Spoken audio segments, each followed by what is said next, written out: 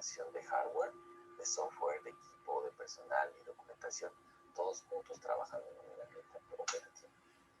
Bajo ese esquema tenemos muchísima variedad de Computerized Systems. Tenemos los ERP que Johan platicó acerca del mismo, Enterprise Resource Planning, que esencialmente yo considero que es el cerebro de una compañía donde esencialmente es un sistema de transacciones que conecta todas las áreas de la compañía. Pero también tenemos equipos de manufactura. Yo trabajé muchísimo con blisteadoras, con carton machines, con hornos de despirogenización, líneas de producción. Estuve incluso como supervisor de áreas estériles. Y todos los equipos que yo manejaba, todos tenían software. También tenemos en laboratorio los LIMS, que esencialmente es un Laboratory Information Management System, que controla lo que son los flujos, todos los workflows. Disculpen también mi idioma un poquito entre inglés y el español, pero a veces ya no lo puedo evitar. Pero en general el LIMS es lo mismo, es un sistema para manejo de datos dentro del laboratorio, donde se procesan muestras, etcétera, y cuya trazabilidad es muy importante. Y también tenemos cosas muy simples, como una hoja de Excel, que sé que en la conferencia pasada hubo preguntas también al respecto. Voy a platicar acerca de eso un poquito más también en esta conferencia. Pero me interesa que el concepto sea claro, eso es lo que es un sistema de cómputo. ¿Sí? Ahora bien, bueno, entonces ya sabemos qué es, cómo empezamos. Hay diferentes maneras.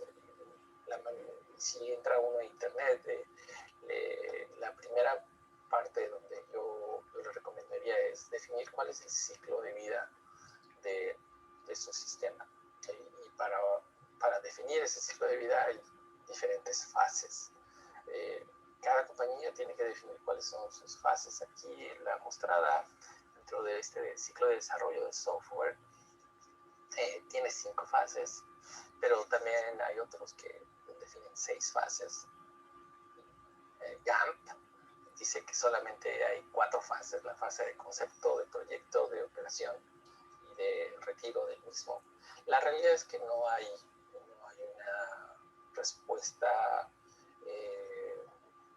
específica para cada compañía, para general. Cada compañía tiene que generar su propio sistema de System Lifecycle.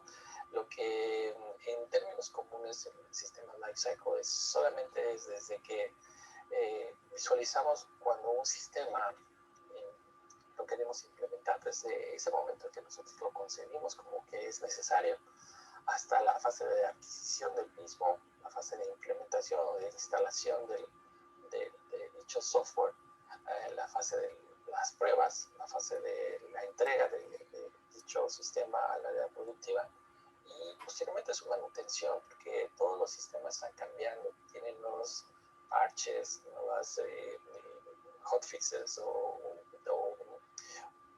algunas correcciones que se realizan. Entonces, todo eso forma parte de una serie de cambios o controles de cambio hasta que alguna vez decidimos retirar el sistema.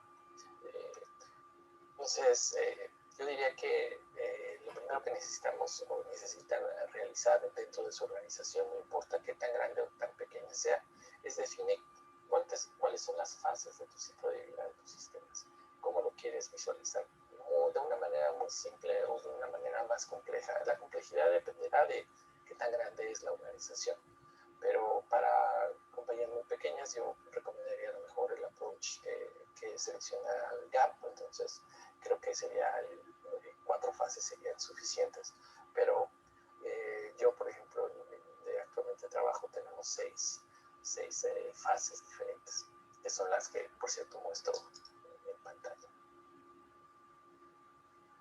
Ahora, bien, una vez que nosotros tenemos ese ciclo de vida, nosotros tenemos que definir cuál es el modelo a seguir. Existen muchos modelos a seguir que te ayudan a lo que es la validación del sistema. Y hay desde, le llaman el de prototipos, el espiral y el de waterfall. Esos son los más comunes. Y todos son buenos, pero también dependen mucho de dónde van a ser implementados. Yo visualizo mucho, por ejemplo, el espiral model es un buen proceso para ir poco a poco de manera interactiva llegando a donde nosotros queremos llegar con el sistema, así como el de prototyping. Muchas veces, no sé si ustedes en su experiencia en la industria, pero la gente no sabe qué es lo que quiere. Sabe que quiere un sistema, sabe que quiere controlar algo, pero realmente no conoce, no tiene conocimiento. Y entonces le dan el ataque a una compañía externa, donde la misma compañía también tiene que asumir ciertos requerimientos para generar un modelo prototipo mismo que se le presenta al cliente y él define si va bien o va mal, entonces vuelve otra interacción. El problema con ese tipo de prototyping y también de Spiral Model es que son muy costosos. Llevan tiempo, pero requieren, a la larga son costosos porque requieren mucha interacción. Entonces, si ustedes, sin embargo, tienen muy buena conexión con el vendedor, que les va a proveer eso, pues en algún momento pudiera ser adecuado ese tipo de modelo. Sin embargo, el modelo más común en la industria es el llamado waterfall, que es básicamente ir pasando de los requerimientos al diseño, a la implementación, la verificación y el mantenimiento. Es decir, ir pasando de una fase, cuando terminemos dicha fase, pasamos a la que sigue. Cuando terminamos esa, pasamos a la que sigue, etc. Ese es el modelo muy tradicional. Y yo les podría decir que aun cuando yo lo he visto definido en muchos procedimientos, nunca se lleva a cabo. La realidad es que los requerimientos a veces están al 40% y la parte del desarrollo del software ya lo está haciendo y algunos ya lo quieren implementar, entonces realmente no tenemos un control total del sistema, pero eso depende mucho de la compañía donde están. Hay compañías donde son muy, digamos, muy estables, donde sí podemos llevar un poquito más ese control del waterfall, donde llevamos tiempo y podemos hacerlo, pero hay compañías donde es un caos, es caótico, ¿por qué? Porque ya quieren las cosas para antier, y si están en ese modelo realmente el waterfall es complicado de ser implementado. Para compañías, es por eso, para ese tipo de compañías caóticas donde requieren ya las cosas para, al menos, no sé si su experiencia, pero en ocasiones me ha llegado a tocar que el área productiva te dice, necesito ya el sistema, pero aunque sea dame la mitad, aunque sea dame estas funcionalidades, lo demás luego puede ser. Y entonces, para ese tipo de compañías, hay otra metodología que es el Agile, que es esencialmente vamos dando poquito a poco partes del sistema a través de unas cosas que le llamamos sprints. Y es entregarte poquito a poquito algunas de las funcionalidades del sistema, mientras otras están en fase de desarrollo y otras están en fase de pruebas. Es una manera bastante ágil, por lo mismo, incluso de ahí viene el nombre, bastante ágil para poder proveer el sistema, pero también tiene contras. Y en la mayor, lo que he visto en la industria es que para que podamos implementar Agile Methodology necesitamos que la gente ya sepa lo que está haciendo. De lo contrario, se vuelve caótico, se vuelve que la gente no, no es capaz de mantener un control de versiones del software adecuado, porque al ustedes poder ver dichos sprints, hay unas fases que están como decía, en fase de desarrollo, otras fases en prueba y otras fases en implementación. Y el poder llevar un registro correcto del control de las versiones es difícil y requiere mucha documentación, requiere mucho trabajo, y por lo cual yo no lo recomendaría. Si ustedes no han pasado por un waterfall, no pasen allá en Methodology, sino eso es como para el nivel, yo diría, un poquito más de expertos, pero obedece a una necesidad propia de la compañía.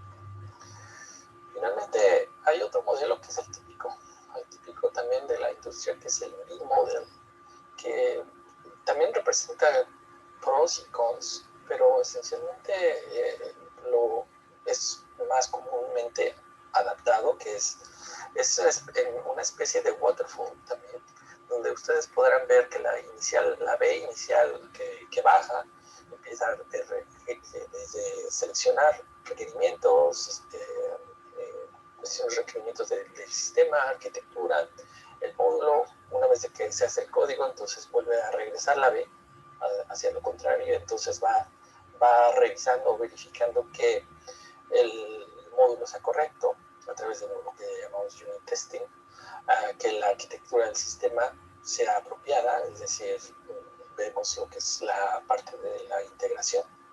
Y dentro de la fase del sistema, de diseño del sistema, pues siempre hay un system test, y de los requerimientos un acceptance test. Esa es la manera genérica, esa es lo que es más comúnmente aplicado en la industria. Entonces casi todo el mundo sabe acerca del B-Model. La gran ventaja que tiene el B-Model es que para auditorías es muy fácil proveerle a los auditores dónde fue testeado, qué parte y dentro de qué fase de todo el sistema fue testeado, está registrado a través de lo que le podríamos llamar una matriz de trazabilidad. Entonces hay muy buen control. Sin embargo, igual tiene ciertos cons o ciertos problemas, que en algún momento la factibilidad del uso del waterfall para lo que es la B inicial es a veces que es complicada de mantenerse, pero también no es posible. Bueno, ese es en general lo que es los tipos de modelo. Ahora, ¿cuáles son? ¿Qué tenemos que hacer para entregar la validación? Pues, inicialmente, como había yo dicho, es definir cuál es el ciclo de vida del sistema. Entonces deben tener un procedimiento que define cuál es eso. Dos, definir cuál es el modelo que ustedes van a seguir, si van a seguir el waterfall, el B-Model, o bajo ese esquema. Con base en esas dos ideas, ustedes tienen que definir cuáles son los entregables. Entonces, los entregables, desde mi perspectiva, son uno que se llama el Validation Assessment Form, que es un assessment o una manera de revisar si el sistema requiere o no requiere validación. Ese es el primer punto de partida. Es un documento que debe ser muy sencillo de hacer, porque casi todo lo que tengan en sus áreas productivas requerirá una evaluación de si requiere o no requiere validación. ¿Por qué algunas cosas no requerirán o algunas cosas sí requerirán validación? Eso depende de lo que le llamamos el intended use. Y si he dicho intended use, o de la forma con la que ustedes pretenden validar, si dicho intended use impacta alguno de los puntos de la regulación, entonces requerirá validación. Si no impacta la Quality System Regulation o algún punto de la regulación, entonces no requerirá validación. Entonces pueden ahorrar ese tiempo y no requerir validación, pero ya tendrán el sustento o el racional para no validación. De ahí, una vez que definimos que sí requiere la validación, lo típico es hacer un validation plan, un plan de validación, donde definimos cuál es la metodología. Posteriormente vendrá lo que llamamos el desarrollo de los requerimientos, que incluso Johan habló un poquito acerca del mismo. Esencialmente es pedirle al usuario final que defina en simples palabras qué es lo que quiere, para que posteriormente el área de ingeniería o el área de sistemas pueda trasladar ese requerimiento común, corriente, en especificaciones funcionales. Y posteriormente el desarrollador también pueda incluso definir cuáles son las especificaciones de configuración que son necesarias para dicho sistema. Todo eso, como ustedes también vieron, incluso en la primera conferencia del día de hoy, el análisis de riesgo debe ser presente en todos aspectos. Voy a platicar un poquito más cómo hacemos el análisis de riesgo para sistemas de cómputo, pero tomen en consideración que eso es algo que está presente dentro de esas fases del requerimientos. Posteriormente tenemos la calificación normal que todo el mundo conoce, que es la calificación de instalación, misma que va a revisar que el sistema haya sido implementado o instalado correctamente, tomando en cuenta lo que son las especificaciones de configuración, para posteriormente irnos con el OQ, que va a verificar las especificaciones funcionales. Luego el PQ, que va a verificar las especificaciones de requerimientos de usuario. Y cuando terminemos eso, podemos hacer lo que es el summary report o el reporte de validación, donde realmente comparamos lo que habíamos planeado con lo que resultó, junto con una matriz de trazabilidad o trace metrics, que esencialmente va a capturar dónde hicimos los testing y con base a qué requerimiento fue. Como ustedes podrán ver, ya incluso en la gráfica hay una pequeña B, entonces esencialmente es un B-model, pero también a su vez, cuando nosotros terminamos de hacer el Validation Summary Report, siempre hay una fase donde el sistema puede llegar a ser sujeto a cambios.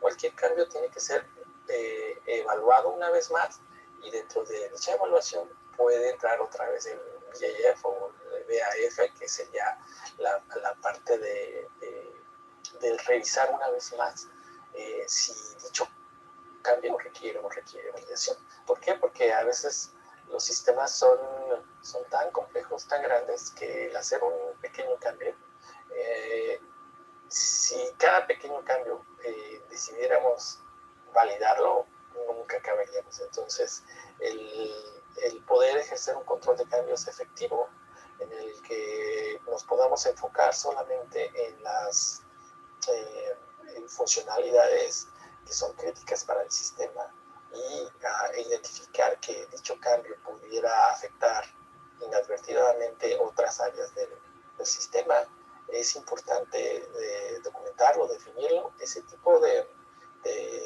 pensamiento, de ejercicio, se llama regression testing, que es esencialmente solamente ver qué parte del sistema ha sido impactado por el cambio,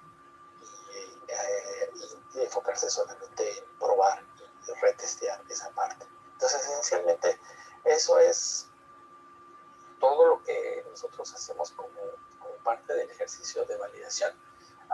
Por supuesto, implica mucha gente de diferentes áreas, que nos llevaría también otro temita para platicar quién tiene que realizar las URS, quién las tiene que aprobar, etcétera. Pero esencialmente, si ustedes hacen una tablita donde definen los roles y las responsabilidades, usualmente esa tablita se llama RACI Table, o una tabla RACI, que básicamente es de roles y responsabilidades. Con eso clarifican muchísimo el tema. Ahora, ¿cuáles son los diferentes tipos de sistemas? Y como digo, siempre existen muchos tipos, y el GAMP define que hay 4 categorías. La de infraestructura, que son todos los sistemas base, en los cuales ellos por sí solos no hacen nada, solamente a las aplicaciones, hay aplicaciones que se sustentan sobre dicha sistema, por eso es que se llama infraestructura.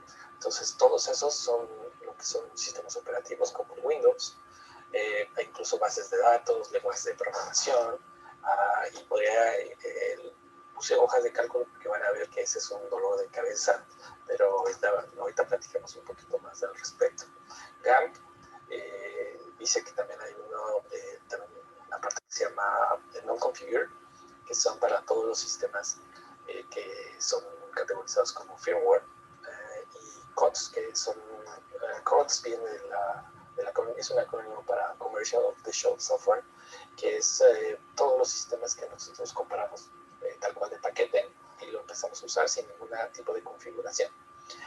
Hay muchos equipos de laboratorio que son no configurables, así como también hojas de cálculo.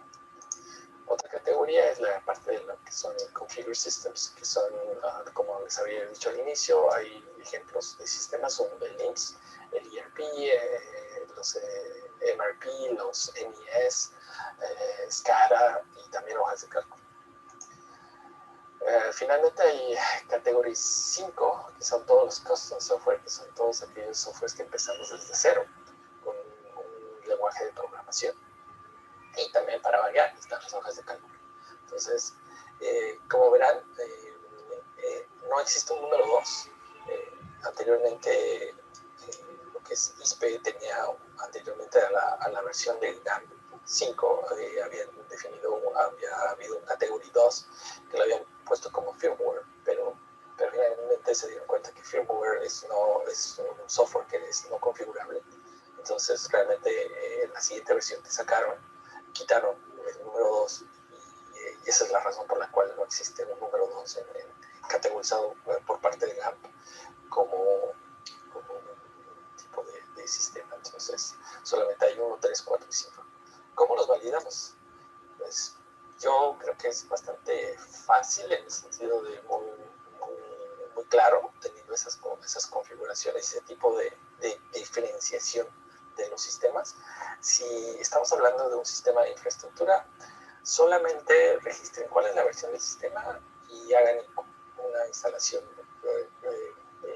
revisen que esté bien instalado. Eso es todo lo que tienen que hacer.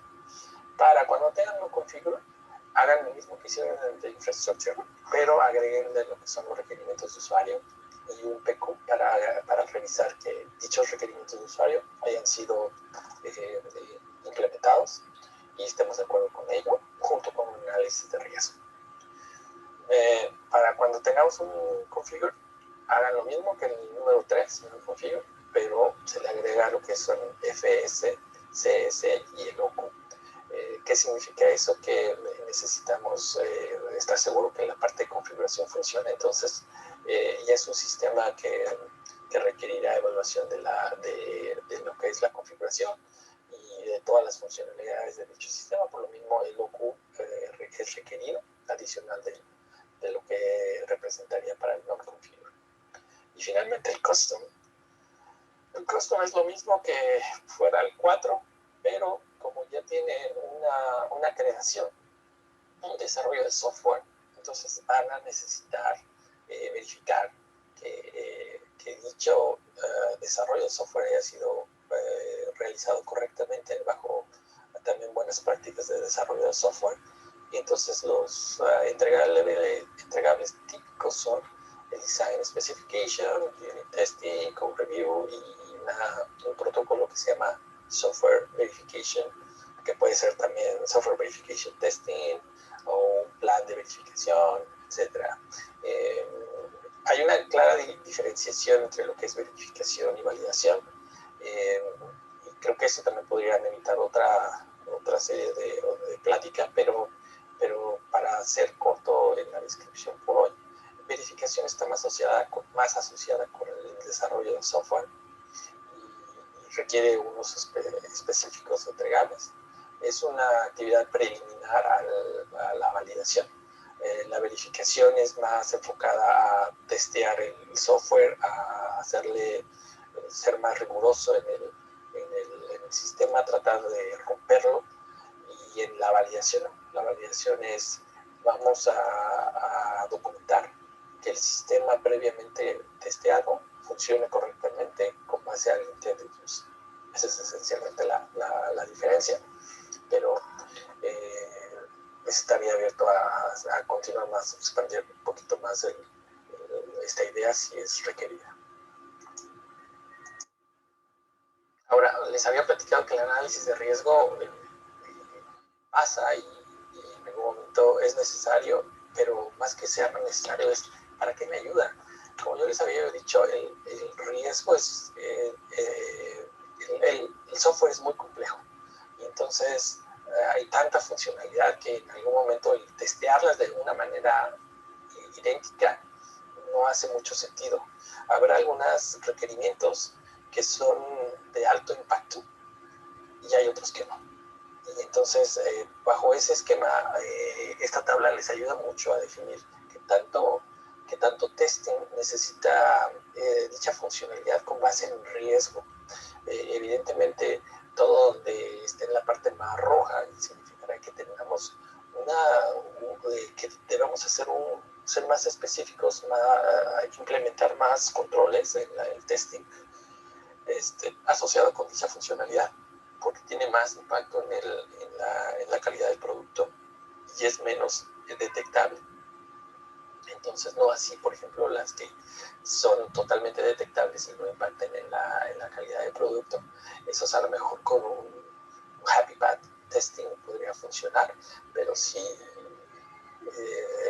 la otra parte del high rigor podríamos implementar más controles más fuertes. La idea que tenemos en mente es ser más efectivos, más eficientes en la hora del testing y enfocarnos en lo importante. Hay muchas técnicas de cómo hacer el análisis de riesgo, desde Process FMEA hasta solamente un análisis exclusivo para lo que son los requerimientos. Pero también igual eso implicaría otra plática al respecto, pero esencialmente la idea que quiero plantearles es, me sirve para definir qué tantas ganas le he hecho en el testing durante mi fase de validación. Bueno, como les decía también, las hojas de cálculo representan un reto para la industria porque, como vieron, puede estar en categoría 1, 3, 4 y 5. Es casi son como camaleónicas estas hojas de cálculo y es por eso que la gente se confunde mucho y por esa misma razón llega a pasar problemas durante las auditorías. Las hojas de cálculo requerirán ser validadas dependiendo de qué categoría ustedes las pongan. Si ustedes usan solamente como categoría 1, es decir, tienen únicamente la hoja de Excel para uso común y frecuente, lo único que tienen que hacer, como decíamos en el approach anterior, es registren la versión del Excel y registren lo que es la correcta instalación. Pero si ustedes están haciendo un poquito más de relacionando celdas, haciendo operaciones aritméticas, ya entra dentro de categoría 3. Y si ustedes empiezan a desarrollar fórmulas, funciones estadísticas y formatos más complejos, ya podría ser categorizado como categoría 4. Y si ustedes adicionalmente le agregan macros, porque utilizan Visual Basic, que está metido dentro de lo que son las hojas de Excel, pudieran llegar a tener una aplicación per se que requeriría ser categorizada como Category 5. Y eso implicaría, como ustedes vieron, toda una serie de entregables adicionales. Entonces, hay riesgo de que ustedes pudieran quedar fuera de cumplimiento por usar una simple hoja de cálculo, por una manera errónea de cómo categorizaron dicha hoja de cálculo. Adicional de eso, todas las hojas de cálculo tienen deficiencias. Desde mi punto de vista, hay grandes deficiencias en cuanto a controles de seguridad, porque como ustedes sabrán, cualquier persona puede, cuando generamos una hoja de Excel, la guardamos, es difícil poder ver quién realizó algún cambio en alguna fórmula, porque simplemente si dicha fórmula, dicha hoja de Excel no está protegida, realmente perdemos totalmente la trazabilidad de quién realizó dicho cambio. Entonces, pudiera haber un problema de seguridad, que también evidentemente está asociado con un control de cambios, porque mucha gente pudiera descargar dicha hoja de cálculo en su computadora y el vecino descarga la misma hoja de Excel y posteriormente hace cambios. Y al final de cuentas tenemos un descontrol en cuanto a la versión de las hojas de cálculo, que me pasa al siguiente punto, que es control de versiones. A veces, si no tenemos cuidado e implementamos acciones adicionales, podemos fácilmente perdernos en los controles de versiones.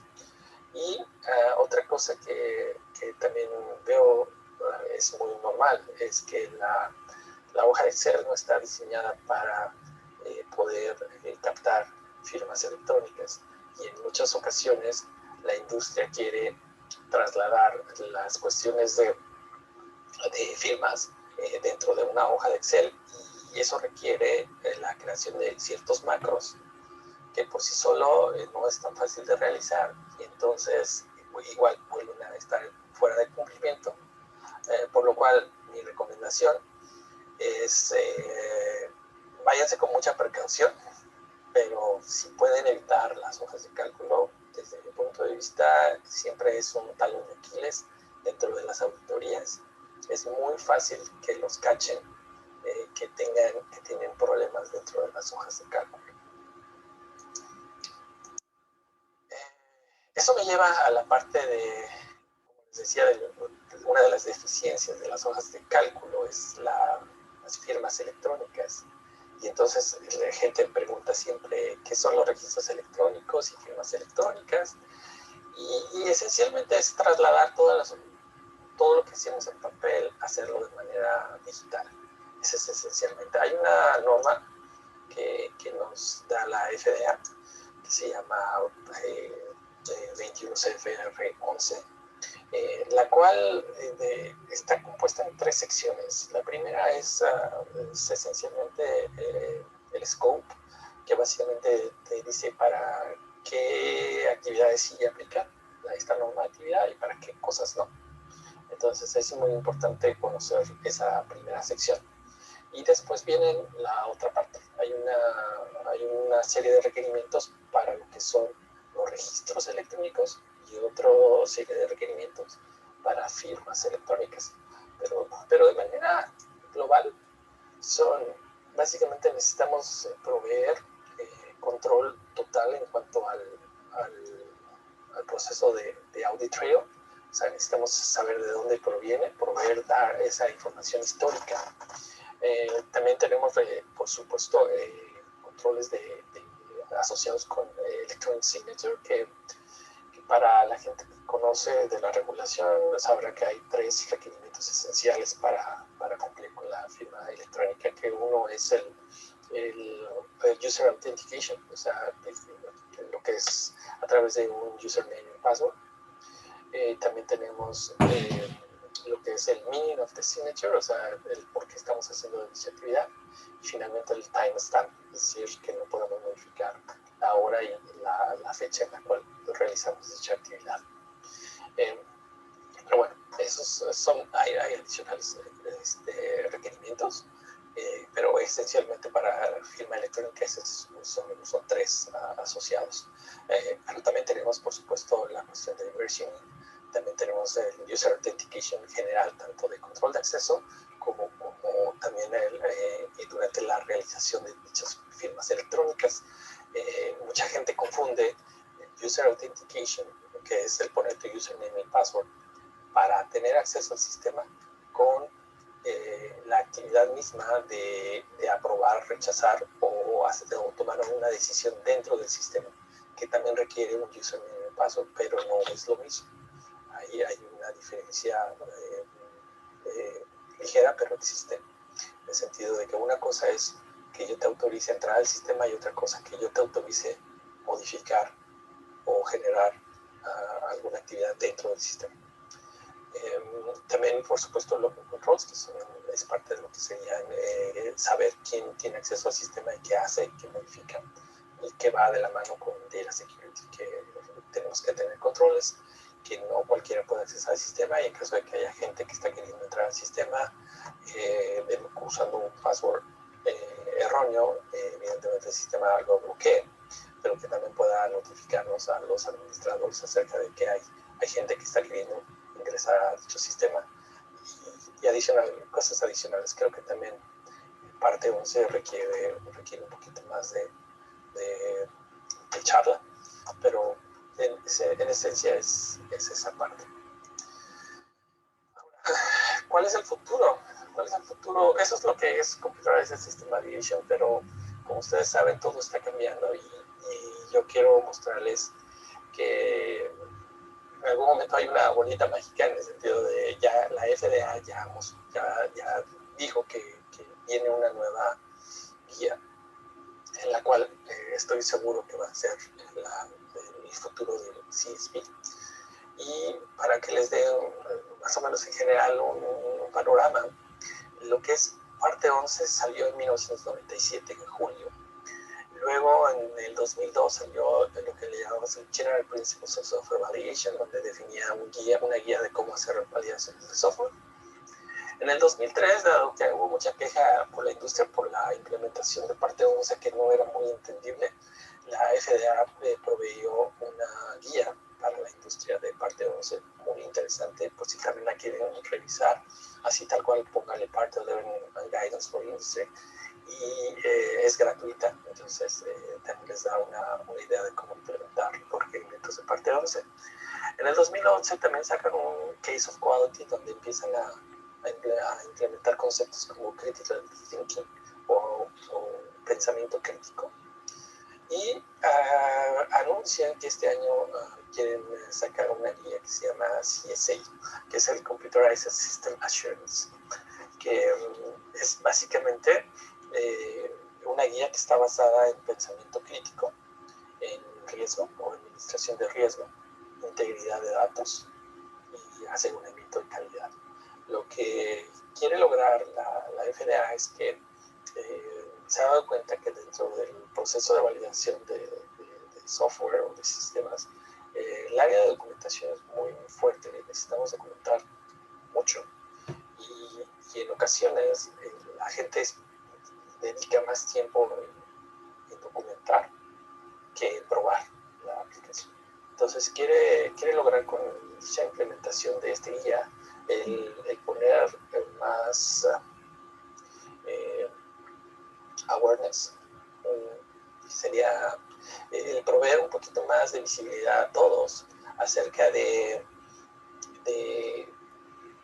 regresar a lo básico, en el sentido de testear el software de una manera más fuerte, implementando cierto testing que es más automatizado, de tal manera que nos dé un poquito más de flexibilidad, incluso en la documentación, pero más enfocados a lo más importante, que es asegurarnos que el software sea confiable, que el software no tenga bugs o no tenga errores, y entonces así podemos estar más seguros en cuanto a la protección al paciente. Ese es en general cómo yo visualizo el futuro. No creo que cuando llegue la implementación del CSA tendríamos que cambiar a lo mejor la manera como percibimos un poquito de manera tradicional en CSP. Ahora se llamará CSA, y aun cuando la guía todavía no está siendo publicada, ya pueden empezar a visualizar que existen mucha información al respecto, muchos cursos. Desde mi punto de vista, hasta que no salga la guía, nadie sabe con toda seguridad cuál va a ser la directriz proporcionada por la FDA, pero lo que sí sabemos es que estará enfocada en estos 4 principios mismos que les comparto. Entonces, ese es en general el panorama de lo que quería platicarles. Yo no sé si ojalá les haya despertado interés. Es muy importante estar preparado, dentro de lo que es Computer Assisted System Validation ahorita. Y pues, ¿por qué? Porque ya vienen los cambios y hay que estar listo para cuando sean implementados sea algo más sencillo. De otra manera, creo que pudieran llegar a tener algo de problema en cuanto a lo que es cómo se implementan dichos sistemas de manera controlada, cumpliendo con los aspectos regulatorios pertinentes. Esa es en general mi presentación. Les agradezco mucho su paciencia y espero que les haya entretenido algo. Si tienen dudas, preguntas, adelante.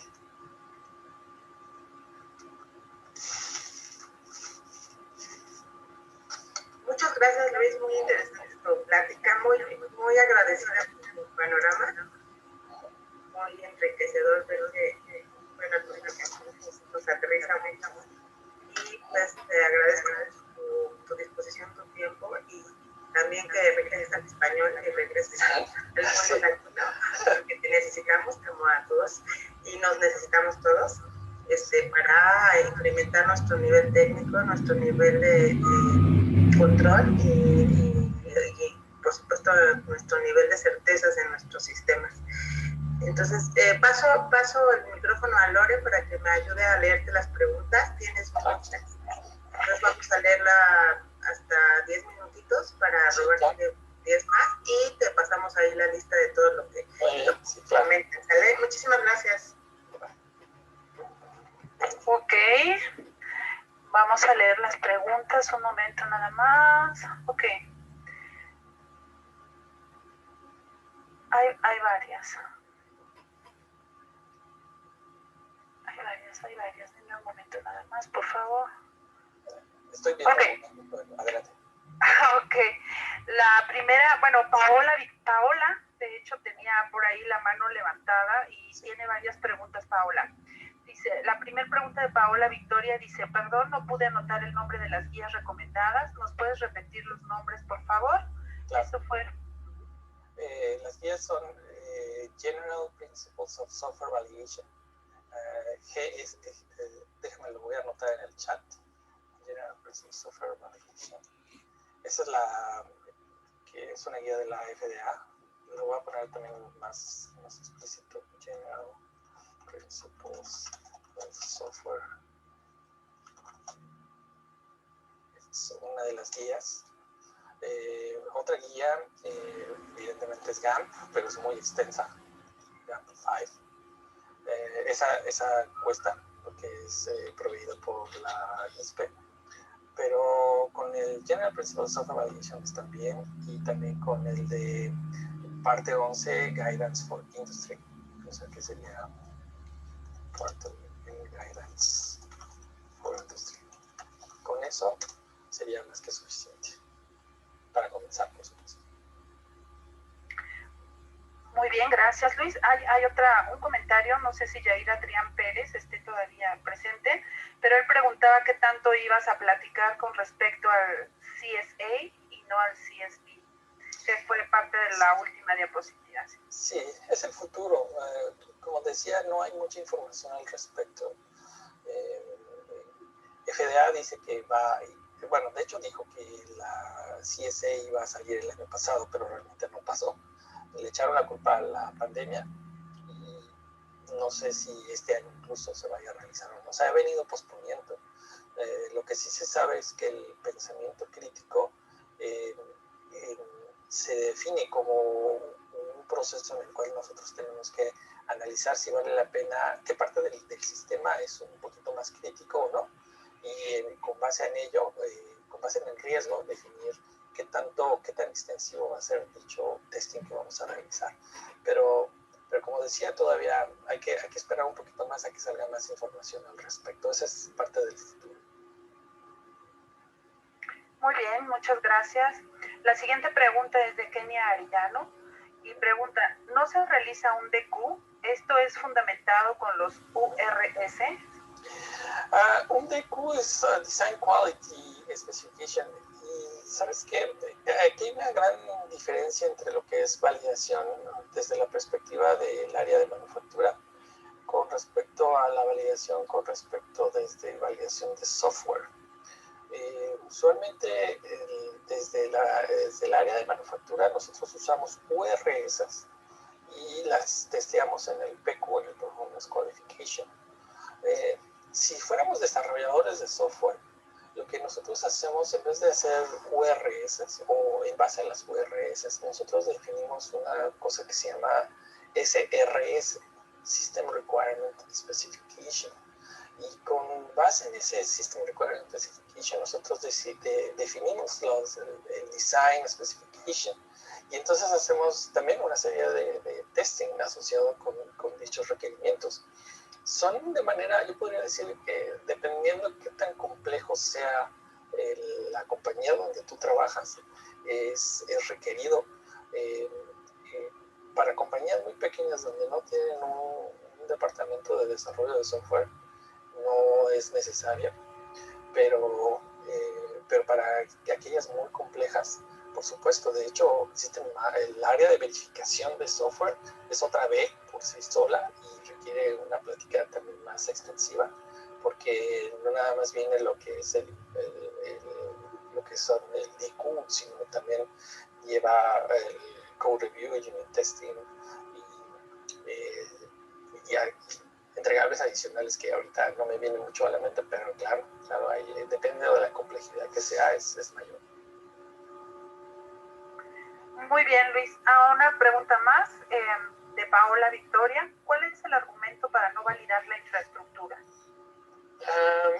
No es que haya un argumento total, pero imagínate que los sistemas de infraestructura es como vamos a decir, el Windows.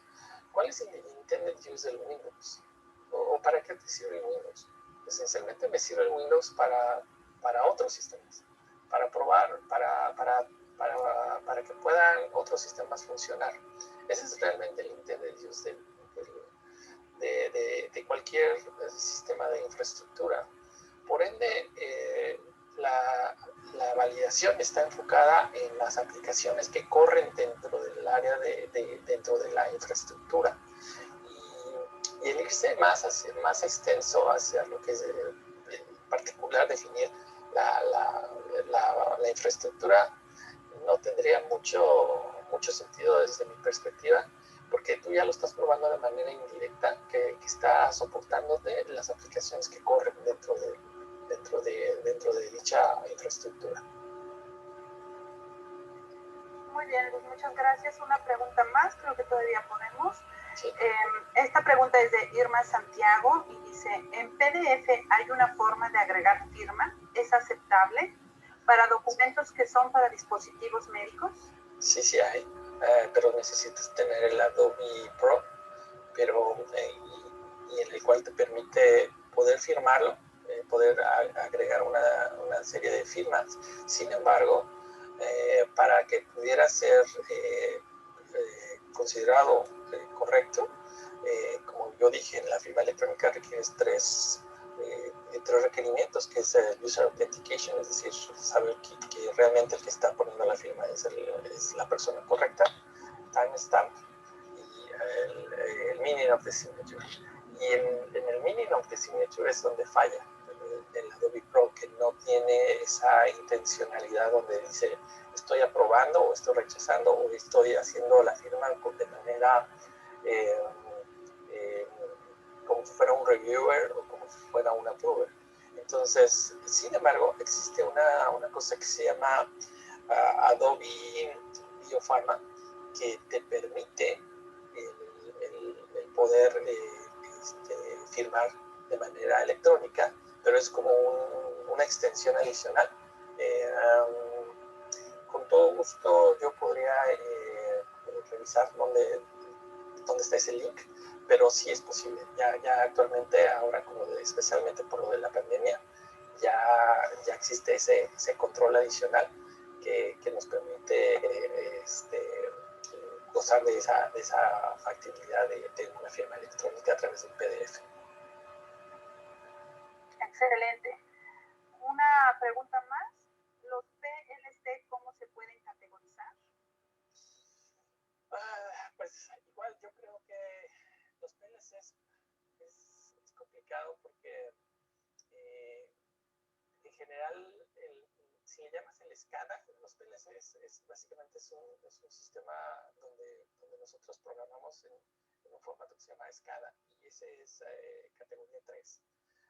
Pero si lo visualizamos también desde un aspecto de que el PLC forma parte de un equipo, yo lo que haría es, porque los PLC son realmente complejos, mi recomendación es trátalo como si fuera una caja negra y lígalo con el equipo de manufactura que está asociado con dicho PLC y enfócate en el Internet de lo que es el equipo de manufactura y trata eso como un black box y solamente revisa lo que son entradas y salidas para que no tengas no compliques de más lo que es. Muy bien, Luis, muchas gracias. Pues hay bastantes inquietudes más. Vamos a leer una última pregunta y yo creo que las demás ya te las hacemos llegar para que nos ayudes contestándolas. La pregunta última sería, ¿necesito validar la nube donde guardo mis datos y más si contraté un AWS? Sí se necesita tener un control de validación. Realmente no exploré esa área dentro de la presentación, pero sí, hay una parte de lo que son vendors y eso lo puedes ver dentro del General Principles of Software Validation, en una área específica, una sección específica para lo que son lo que son los proveedores de servicios.